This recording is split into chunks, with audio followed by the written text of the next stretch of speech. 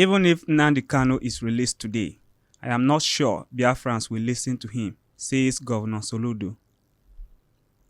Welcome to Naija Anchor News. Today we are looking at the recent comment made by Governor Soludo of Anambra State regarding the ongoing insecurity in the southeast and his doubt about whether the release of Nnamdi Kanu, leader of the Indigenous People of Biafra, IPOB, will bring an end to the region's insecurity challenges. Soludo raised concerns about how criminal elements have hijacked the Biafran struggle, using it as a cover to engage in illegal activities like kidnapping, robbery, and cultism. This news highlights a very complicated situation. The original struggle for Biafran's independence seems to have been co-opted by criminals, and now there are deeper issues of lawlessness that go beyond just political and separatist movements. Governor Soludo's concern about the shift in the motivation of these criminals from liberation to greed are something worth considering, especially given the rise in violent crimes in the southeast. Now let's dive deeper into what Governor Soludo has to say. According to the Anambra State Governor, many of the individuals behind the rising insecurity are no longer interested in Biafra independence, but are instead using the cause for personal gain. He pointed out that under the gaze of agitation, these criminals have become organized gangs that engage in activities like kidnapping for ransom, armed robbery, and cultism.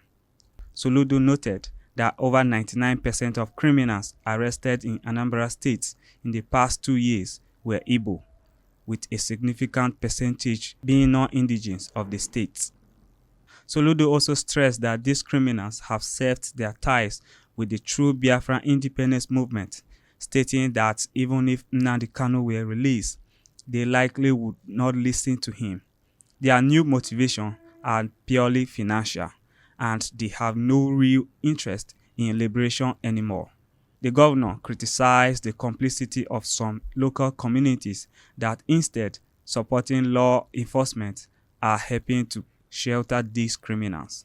In some areas, Soludo said, locals view these criminals as heroes, and the security forces are the enemy, making it even harder to confront the problem. To tackle this growing insecurity, Soludo announced a new security initiative called Operation Odogachi, Operation Peace Shall Reign, which is set to begin after January 25th. The operation will include 163 branded vehicles to stop and search activities, surveillance technology, and the deployment of forest guards to work alongside local vigilantes.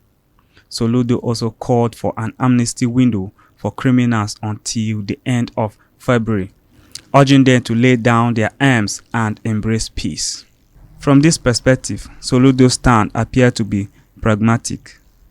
The reality is that the insecurity in the southeast isn't just about the Biafran struggle anymore. It's about criminal organizations striving under the cover of agitation. While the release of Nnamdi Kanu might be a political solution, it seems unlikely to end the lawlessness unless these gangs are confronted directly. As we reflect on this, a key question arises. Is the release of Nnamdi Kanu truly the solution to the insecurity in the southeast? Or is it more complicated than that?